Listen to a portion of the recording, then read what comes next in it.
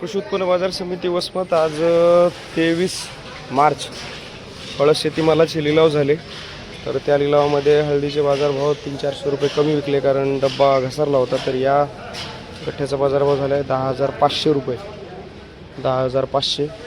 या काडीचा बाजारभाव 13,700 रुपये. 13,700. ये फिंगर विकी आहे 13,700. या गठ्ठ्याचा बाजारभाव झालेला आहे 12,200 रुपये. 12,200. 10,650 रुपये या गठ्ठ्याचा बाजारभाव. 13,850 रुपये. 13,850 रुपये या गाडीचा बाजारभाव. 11,425 रुपये या गाडीचा बाजारभाव. 11,425. 13,700 रुपये. 13,700 रुपये ही गाडी विकलेली आहे. 13,700.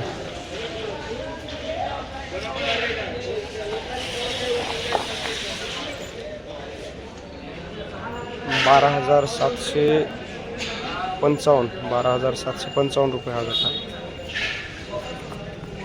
12,655. 12,655 रुपये हा गठ्ठा. या गाडीचा बाजारभाव झाला आहे 12,850 रुपये. 12,850 रुपये. 12,790 रुपये. 12,790 रुपये ये फिंगर विकली.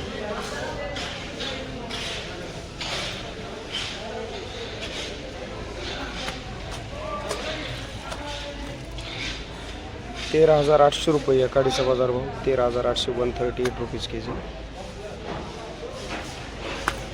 12,705 रुपये. 12,705 रुपये या गाडीचा बाजारभाव.